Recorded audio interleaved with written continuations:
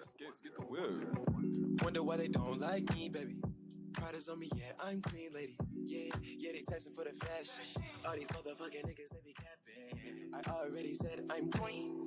I'm finna eat a sensu bean. I'm so skinny, so I guess I'm lean. Young fly nigga with JPG. I want a girl that has a passion. A type of girl that's into fashion. Wanna look at her eyes distracted. Bust a pic, though it's like a caption. We both know the truth, I wanted you. It was times like this, I wish I. We both know the truth, I wanted you. It was times like this, I wish I. Welcome back to the podcast, Senora Vibes. And I am in season 11. It is a new season. It is different. It's unique. We're changing it up. It's a new rebranding. I just think it's just necessary for my growth and for everything that's going on in the world and what's going on in my world. I find that, when I do a little bit of a change up, it just gives me like a new energy. But today I'm going to be introducing you to somebody that's very special to me and someone that just brings a breath of freshness to my life. And so I'm going to introduce you to my friend Yaneth Martell, and she and I have been friends for 10 years now, Yaneth. Wow, I can't believe how fast time has gone. I know. It's been 10 years. It's 2013. Wow. And Yaneth and I were introduced through a mutual friend. And interesting enough, we both just disconnected from that mutual friend. That's true. And we stayed friends together. We were just meant to be brought together by that person. I know. But when I met you, I just figured like, oh, it's just going to be one of those things like you meet somebody on a night but I connected with you for some reason. I'm not sure why. Oh, we connected because our kids were in Montessori schools. Yes. Both of our kids were in Montessori schools. And also we connected because of travel. Yes. I had just come back from the travel sabbatical and then I found out how much you love traveling and we just fell in love with each other. I think. I know, we did. And our families too. We fell in love with each other.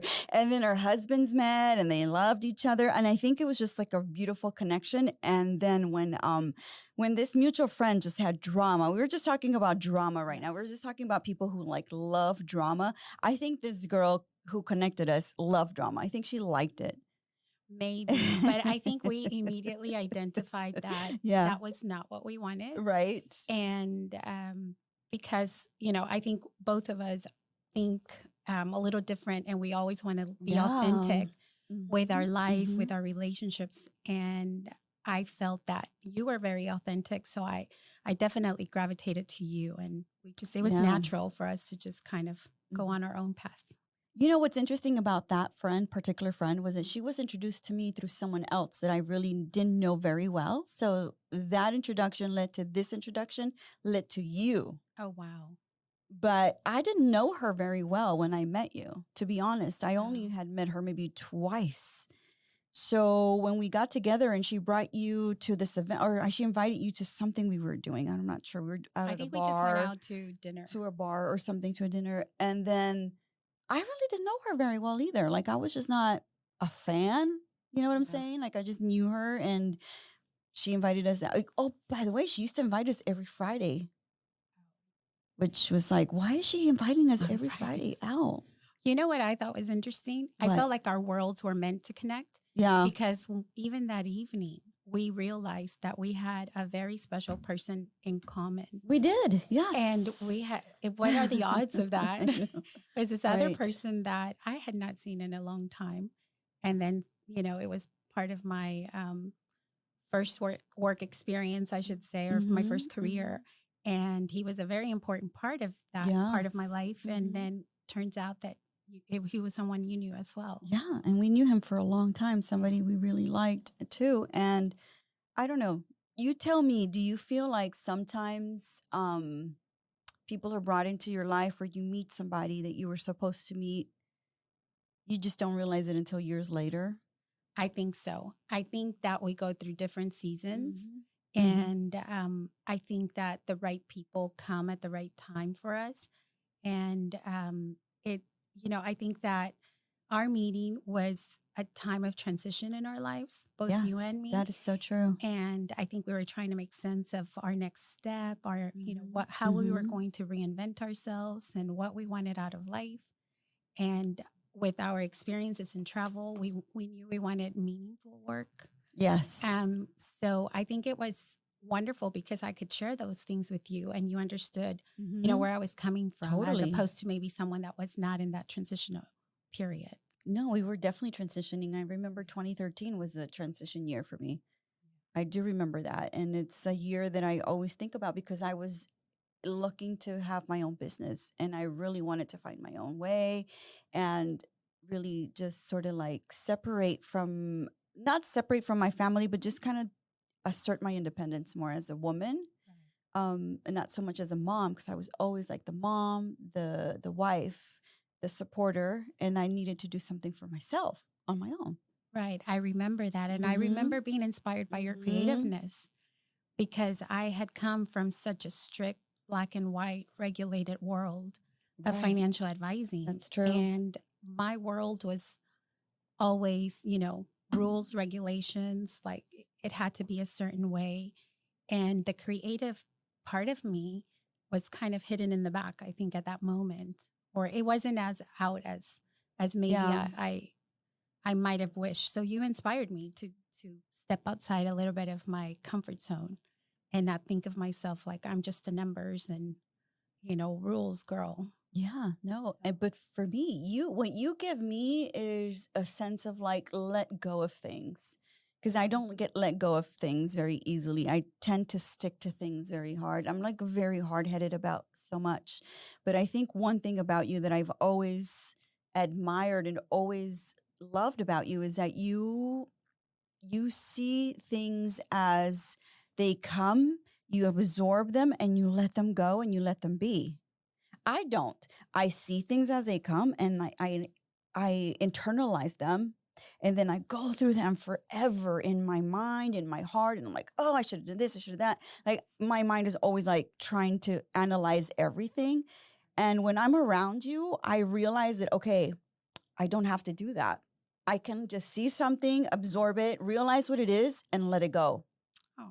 Which is what you do so well that I wish I could do that more. And I try, but I'm so trained. I think we're conditioned to be a certain way for years. Well, I think you're right. We get stuck in a way of thinking. Yeah. But as you were saying that, I was thinking back, well, for me, because I came from this very, structured way of work environment and career. But I think internally, I'm a free spirit. So I feel like that's where that balance comes from.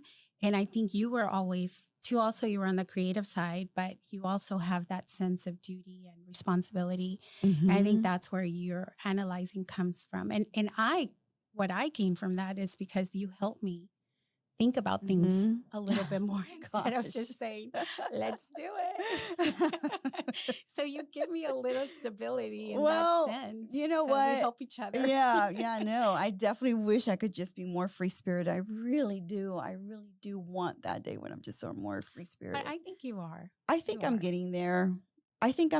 But I just struggle so much with like over analyzing everything, overthinking everything, and I have to be in charge of everything. And if I'm not in charge of everything, I'm not comfortable. I think it's just we're both older kids, so we probably have that in common. Like we like to take charge and we like to like set parameters, like boundaries. Like I'm just like, I'm not doing that. I'm doing this. I'm not doing that. I'm doing this. Like, yeah. Yeah, they definitely make you see life different. I know. But let's talk about it. Let's talk about why you're here today, because we could talk about ourselves forever. I do know that. You're an Aries and I'm a Leo, so we're both fire signs. So yeah, we can talk about ourselves and analyze ourselves to death. And we love doing it. Yes. And that's why we have fun when we go out, because we're both extroverts. We both Right. love socializing. We both are social butterflies. We love meeting people. We absorb people's energy. And then we're like, we love it. Like, I love do. that too. Like, we're I both do. in that way. I don't have to drag you anywhere. I don't have to like beg you, please come out. Please meet people with me. I need you to go. And Right. you're like, nope, I'm there. I got you. I'm there. Where are we going? Where are we going? What are we doing? What are we wearing? I'm like, yes, come with me because I don't have to beg you to come out because you're a social butterfly, just like me. We're very fire signs. We're very like people. And Right? you know what, Alicia? We love people. We love people, but not only Yes. do we love going out and meeting people, we love introducing people to each other. Yes. And that I is love true. that because You're I such a think good connector too. that is, for me, it makes me so happy when I can connect you with Yeah. someone Yep. that's going Yep. to help you in one way or another because of a conversation we've had in the past that you might say, hey, I'm looking for someone that can do this. In my mind, I'm like, oh, I need her to meet XYZ. And I love doing that because I love seeing my friends connect because I guess at the end of the day, that just makes it a big, humongous, That's a gift. gathering. That's a gift though, Yaneth, because not everybody can make those connections and see things, like you do. You see something in someone and you see a connection in someone. You're like, ooh, those two need to be together. Some people say that, but they fail. It's True. major fail because I've had people who are trying to connect me with someone that would be good for this, good for that. And it's completely not going to work and not going to happen. But you really do have like a sense. Is it a fifth sense? Is it a sixth sense? I don't know. Is it a sixth I like sense? it. I'm I'll not take sure. it. But Yaneth is here today because she's definitely, she's a powerhouse in the Houston community. She's definitely in tune with what's happening in the Hispanic community in Houston for sure. Someone who keeps abreast of all the things that are happening, all the historical things that are happening in our city. She's involved in so many different community events. She connects people in politics, in business, in the financial sector. Someone who knows investments, someone who knows the financial literacy world like nobody's business, and can do it in two languages, by the way, and flawlessly. Because I've seen her speak in Spanish in front of a TV, and I'm like amazed that she can do that because it is like a flawless presentation. I wish I could do that, but I cannot. And your Spanish is like so beautiful. Thank you. And it's just elevated. It's not simple or basic. You definitely know what you're talking about. So Yaneth, tell everybody why you're here and then a little bit about like your background and how you got to this point. Okay, sure. Well, thank you. And I should say Spanish was my first language. Maybe that's why it sounds a little bit different. And I learned English. And then later, as I grew up, I realized I needed to practice Spanish a little more. Yes. And I got the opportunity to do that with my work. But the reason I'm here is because I wanted to share, I always share good news with you. You do. So I definitely wanted to share some very important news. And I'm so honored to be working with a very historic project that's going to be marking and marks the legacy in the Houston Hispanic community. So I have taken a position as a consultant, as a project manager with C60 Inc. And they are a nonprofit organization that has a mission to really empower and really encourage and promote the study of the historic contributions of the Hispanic community in the general Houston area or in the greater Houston area. So a lot of the work that they are doing is work that speaks to my heart. It's things that I'm passionate about, which is always, finding ways to find stories and really promote people that look like me. Yeah. And have done well for themselves or want to get to that next step in life, whether it's in business, whether it's education, whatever it is that they're pursuing. So a lot of the mission that C60 is involved with, it's exactly that. So it's just increasing awareness, really making sure that we're involved in cultural and educational events. And most importantly, is to preserve and really promote the history that's here in Houston. So I think a lot of us don't realize that we just have such rich history in the Houston area specifically, but of course, all in Texas. So Glad you're mentioning that. yeah, and I feel like it's an education for me as well, you know.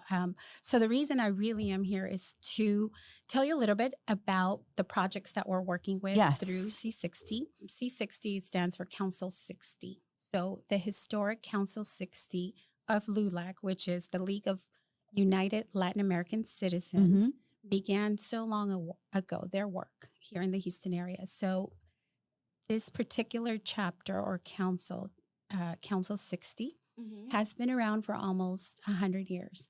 And they've done a lot of work in the community, in helping promote education in the Latino community, in helping grow wealth, and helping acquire homes or helping Hispanics with home ownership, jobs, a lot of different projects. So there's a little tiny home in Midtown.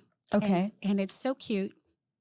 Well, right now it's not as cute as I envision it, but it is right on Bagby Street. And this particular place has such significance in the history of this council that we are working to make sure that it's brought back to life and that it can serve the community again. So Council 60 did a lot of their very important work in this particular clubhouse back in the 50s and 60s. So a lot of the work that they did was, you know, when you look back in history, there's a lot of work that has to do with the Mexican American movement. And it was work that was done inside of this little white little house on Bagby Street that was like planting the seeds for greater things that became things that you might have heard of. Head Start. Yes. SER Jobs, which is a nationwide organization now that started out with a collaboration with the U.S. Navy to help employ veterans coming back to the workforce. So SER is a great example of some of the work that they did. And then, of course, some of the planning was done in that house of the invitation to get President John F. Kennedy to visit the LULAC Director's Ball at the Rice Hotel the night before he went on to Dallas. So there was a lot of history in this house. So some of the people in the community, you know, took special interest, and we didn't want this part of our culture, our history to just be torn down because at some point the house just, you know, was not upkept and it kind of started, it needed more repairs and it became after Harvey. I mean, after time, it just deteriorates. It deteriorates and, you know, different involvement in the community as well. So during Harvey, there was a lot of restoration that needed to be done because of the damage that it had. But there was a lot of work that was put in. And because of the work of these people in the community, it's actually one of 2 national treasures in the Houston area. Wow. So this is a very important designation because this designation as a national treasure makes sure. And the national treasure designation is given to us by the National Trust for Historic Preservation at a national level, right? So this means... So it's recognized nationally. Exactly. Okay. And what does that mean? Well, it means that we can't tear it down. It means we need to preserve it. It needs, it's an icon for us, or at least that's what we want it to become. It'll become a place. It's like a symbol. A symbol of all the work that was done to get us to where we are. And it's like a nod to those people that had a vision. Yes. And my job with C60 and the people of C60 Inc. and the work we're doing with the Clubhouse is to have the doors open again, for it to become a symbol of Hispanic pride. Yes. For us to be able to go in there and learn more about the history. You know, I don't have the background of Mexican American. I'm Salvadorian. My husband's Cuban. But the work that was done by the Mexican Americans in the early days in the 50s and 60s paved the way for the rest of the countries from Latin America to come and be able to kind of make their own little history here in the city of Houston. So it's going to be an exciting project. We definitely are at the beginning phases as far as the renovations that are going to be going on inside of the actual house. But the vision is to have a beautiful garden where the community can come out, on the outside part of it, some art that represents our history. Yeah. And in the inside, we're going to have meeting space for the Historic Council to meet, but we're also going to open it up to the public with more information on history, like have a little cafe. We want it to be a space where people come together. Yes. And share those ideas, for it to be a safe space. If you're an entrepreneur, to come in and maybe take advantage of a program that we have available that will help you grow your business. At the end, Alicia, the mission, which I think is one we share, is we want to help people grow in wealth.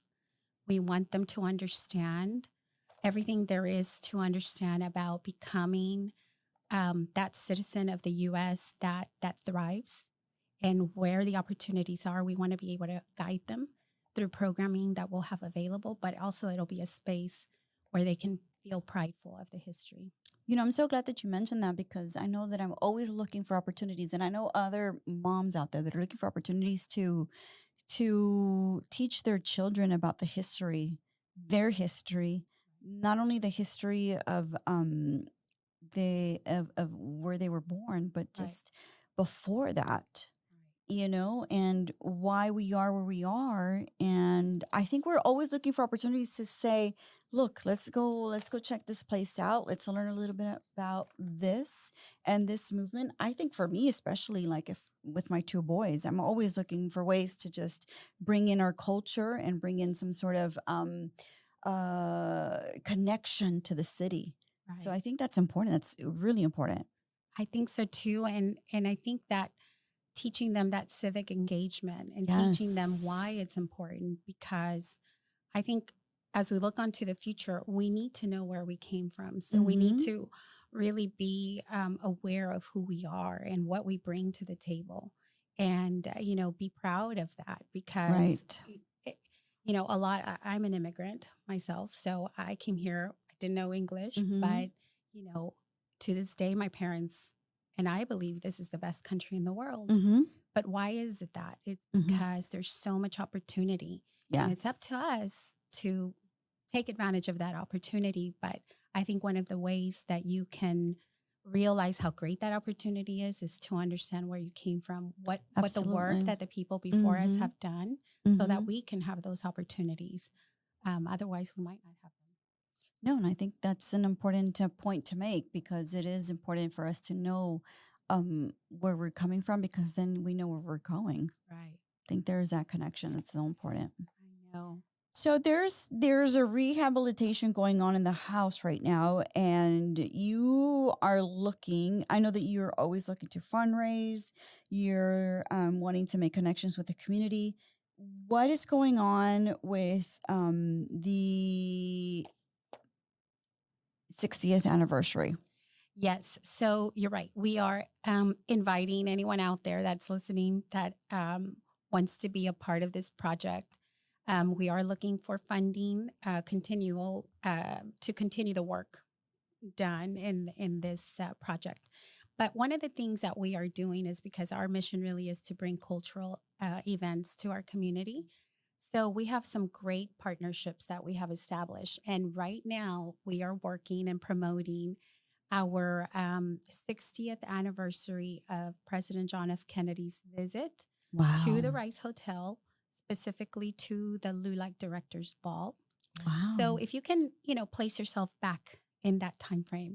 60 years ago. Right. 60 years ago, the world was very different. In Houston, everything was a little bit different. But there was this historic council that made some sort of impression on the sitting president of the United States. So much so that he decided to stop at their event that they were holding at the Rice Hotel, which was, a sitting precedent for the first time acknowledging a Hispanic civic organization. Was a very big deal. Absolutely. Now, unfortunately, a lot of that story hasn't been told as much, because the next day, as you know, unfortunately, his faithful journey to Dallas, where he is assassinated. Shot to death. Exactly. So the focus was on that. But we want to take a step back into history. And there was so much beautiful things that were happening that evening. we're working with the Heritage Society, Mm-hmm. and this is the first time I think that they are having a bilingual exhibit in Wow. honor of Hispanic Heritage Month. So we're really honored to partner up with them, and we're bringing a lot of the documents that were handwritten by the Kennedys. Unbelievable. So we've worked with the Kennedy Yeah. Presidential Library. And some of the people that are working on this project, I'm just in awe of. I'm just like a little girl in a history class. It No, feels like it's a to me. national project. It's a national icon. Exactly. Something that ties us to the president forever. Exactly. That you could never take away. History is history. You can't erase it. Exactly. So it's going to be a celebration of that evening Okay. and the significance of that evening. Oh, wow. And so we have a lot of timepieces from that event. That evening, Jackie Kennedy gave a speech in Spanish. She addressed. Did. Yes. I know she spoke French. Did she speak Spanish as well? We believe she did speak Spanish. Oh, wow. Actually, a real interesting tidbit that I want to share with you because I think you would appreciate this. No, I'm a huge Jackie O person. Like, I love everything about her. Me too. I feel like I was telling you, I feel like it's full circle for me because I always was obsessed with their story. Me too. And just like, her gowns and the impact she had in the White House to me was like huge. Right. She was very cultural driven. Very cultural driven. She wanted to connect the world with us as well. So a fun fact, Providencia Paredes was from the Dominican Republic, and she was her personal assistant. This is one of the things we were able to find. She's believed to be the first Latina to work in the White House's inner circle. Mm-hmm. And that was back during their presidency. So we're talking early 1960s. Correct. Yeah. So that's kind of huge to have someone that to have, a high position within the inner circle of the presidency. And of course, some of her gowns and things like that. I know that she was inspired from designers from around the world. Yes. But also she, I know that some of the things that were important to her is she wanted her kids to speak Spanish. And why was it significant really was because it was just the validation and understanding that at that time, Mexican Americans in America had a rich culture and they wanted to really recognize the community's contributions. But it was just a really interesting discovery to go through some of those historical documents. And I would invite everyone to come out because I think you're going to learn so much just about what was happening at that time. Yes. And the exhibit starts, it will open up to the public September 16th. Okay. So almost about a week from now. Yeah, almost. Yeah. September 16th, and it'll go on until January 15th. It is at the Heritage Society, which is right in downtown. Right. Yes. Yes. The Heritage Society I have an address right here, 2012 Dallas Street, Houston, Texas, 77002. Bagby, 1100 Bagby Street, Houston, Texas, 77002. But there's going to be parking wherever you want to go. It is an exhibit curated by Michaela Selly. It is through the Heritage Society and with LULAC Houston. With 16 years of the milestone JFK visit with LULAC in Houston. And I think, for the audience, for the people that are out there and you're looking for ways to connect history with today, with our kids, I think that it's such a big moment and a big opportunity for you to just bring your kids to view this, to say that. And then I would bring in, what JFK or Jackie, meant to us as growing up, because here's the thing, we were not alive when they were, in office. This is in early 1960s. I was born in 75. Right. Obviously, I wasn't around for that, but their impact, their story, who they were, what they meant to the community, the things that they did, who she was as a first lady impacted me as a person because I read about her. I learned about her.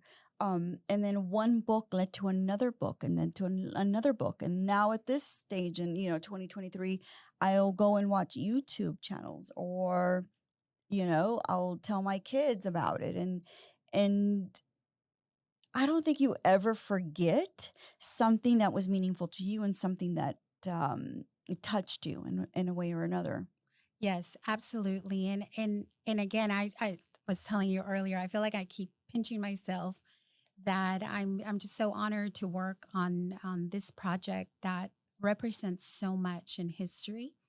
And of course, this particular part of the event we're holding, just to be able to see some of these things, like I think to see them in person, to see her handwritten notes, because it Right. meant that, this wasn't a stop that was just like, oh, I guess we'll stop here. Yeah. This was a very thought out stop.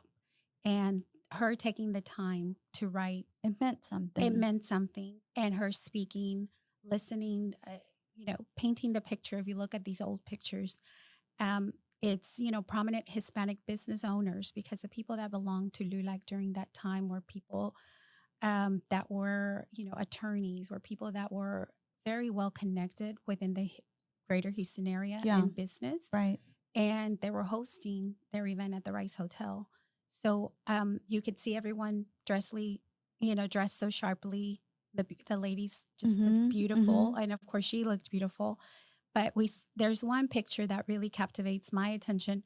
It's a little girl that's dressed in like a traditional Mexican little skirt. Oh, okay. So we are going to have that skirt at the exhibit for you to see it. Wow. But I think it's just beautiful that someone thought, let's preserve this. This is so Yes. special. Yes. And then they had the mariachi surrounding them. They gave a speech, and, it was a special evening just because it was the first time that we can tell it's a milestone, in For civil sure. rights For story sure. of the Hispanic people here in Houston. But it was the first time that they felt seen. And that in itself is so important. And that in itself is so important. That is so true. And I think that's why today's moms, today's leaders are always trying to look back into history to see what we can learn and what we can capture from history. And I do know as a young girl learning about Jackie O, and look, there's a book about fashion and film, and she's in that book. I love That's it. Audrey Hepburn, but Yeah. she's in that book for sure. Because to me, as a young girl living in the inner city of Houston, who would have ever thought, that I could aspire to be like Jackie O? But I learned a lot about her, and I learned a lot from her. Her style, her way of approaching problems. People always just think about, well, yeah, but she was, cheated on, and but that doesn't matter. That's Right. irrelevant to who she was as a person. You know what I'm Right. saying? I think she's diminished because of what people around her did. But her as a woman, she was a fabulous writer. She was an editor. She was a worldly woman. She knew what she wanted and where she wanted to go in her life. I think for a girl like me in the inner city, embracing those attitudes and embracing that boldness that she had and said, oh, I'm going to do whatever I want to do. Yes, I agree. I think what I always got from her is that sense of poise and classy style. Yes. Like when I look at a picture of her, and like you said, people around her and maybe the world around her going at 1,000 miles an hour and so much chaos. But if you Right. look at her, she's always the calm in the middle of whatever is. storm. So I have always, admired that, because I always feel like, how can I stay that calm? And because when you stay calm, going back to our conversation from the beginning, Yes. when we stay calm, then we're able and let go of those things. We're Right. able to still go ahead and accomplish the goals we want to. Mhm. So I think that she used that as a superpower to be able It to is a stay superpower. calm in any situation. Like I So think true. of, his assassination and the funeral and how very poised she is. Like I couldn't imagine having that strength to, walk my 2 young children behind my I husband, know. regardless I of know. whether he's the president or not. Yes. Just the gratitude, like the graveness of it, Yes. So anyway, I always admired that and just her class. Like she was an unconventional beauty, and So true. I feel like that there's so much to learn about that, especially in our world now where everything is so Absolutely. Absolutely. different. It's like you have to look a certain way. She didn't look the way that maybe people in that time frame were supposed to look. yeah. So that's why she Well, no, the was a little president's different. wives look like Lady Bird Johnson. It Right. was Nixon's wife. I can't remember her name, or it was the Right. other wife that they were Bernie. very matronly. And she came in looking svelte, beautiful, with French designers, American designers.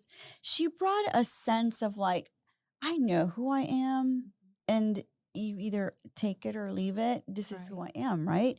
But for sure, a poise, a class, a sense of herself that Right. didn't apologize for being who she was. And that's what he loved about her. That's what John F. Kennedy loved about her, was that she was authentically herself. She didn't have to pretend to be matronly or presidential looking. She was who she was, and she brought that to the White House, which is what I think you and I gravitate to, right? That she set her parameters and she set her tone. She's like, I'm going to come in. This is who I am. This is what I do. And I think for girls growing up young in a place where you don't have money, you don't have, the cultural experiences that Jackie O had, or, she had all the tutors and she had the money and she had the family, the horses, the horse riding, all of that.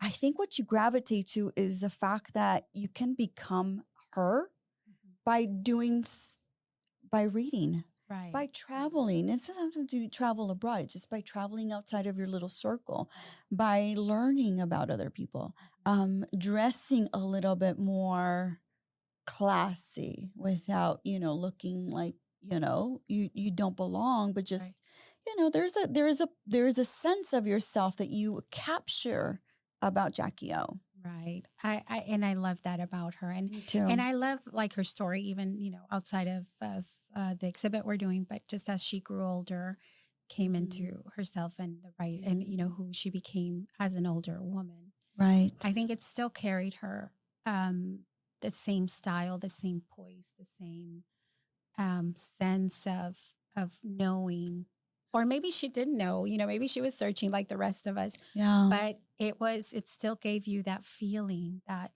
even if I don't know exactly what's happening next, I'm going to So true. be secure in myself, and I'm going to go on to the next step. So I love that. I think it's going to be fun. And I really hope that I know you'll be there. Oh, I'm definitely going to be there. So tell everybody how they can come and get tickets, or, for September 16th, how they can start going. Yes. So the event will open up to the public on September 16th. It is $5 admission.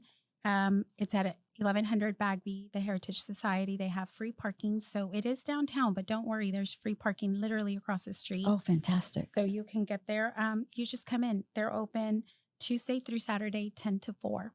And we are going to have some events coming up that we'll continue to announce. There's going to be a speaking panel that we're going to have some historians come and be a part of. So we'll have more information about that's happening in November. I believe there's going to be some history tours with Mr. McKinney. Beautiful. Really? Yes. Oh my gosh, I love that.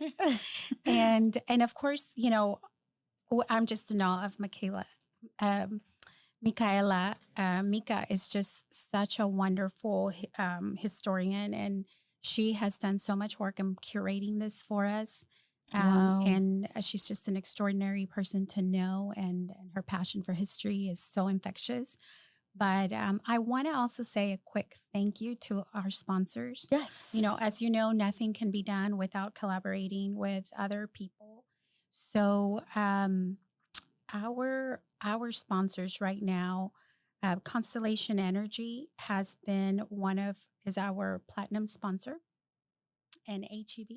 Oh. HEB. Oh, HEB is always amazing with all of these things. I know. They have done such a good company. They're such a great sponsor. And we have, of course, the Historic Council 60. We also have a few law firms. So for more information on our sponsors, I want you to go online. You can go and visit our website. If you go into the heritagesociety.org, you'll be able to take a look at that information of as far as the exhibit, the times, and Mr. McKinney's bus is also a sponsor, and so is Arte Público and Identity Plus LLC. Fabulous. So, and of course, the Houston Library, which has donated so many wonderful things to us as well. So, if I left anyone out, thank you. No, this is an amazing project and such a wonderful thing for the city of Houston. And if you're out there and you're thinking, what can I do to take the kids, take the family?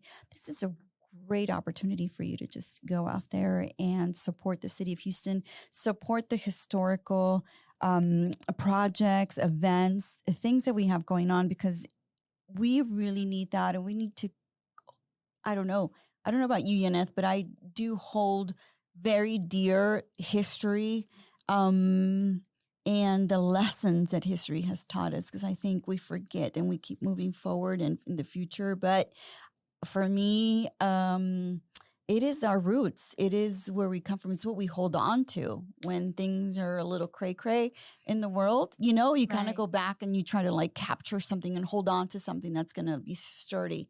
And I know for me in history, it's been my culture, my history, the city of Houston, which I'm obsessed with, and I grew up in the north side. So I'm very much, in it and love it. And I want my kids to know more about it, because I think sometimes with social media, they lose touch of history and the books and the people, and it's all very in the now.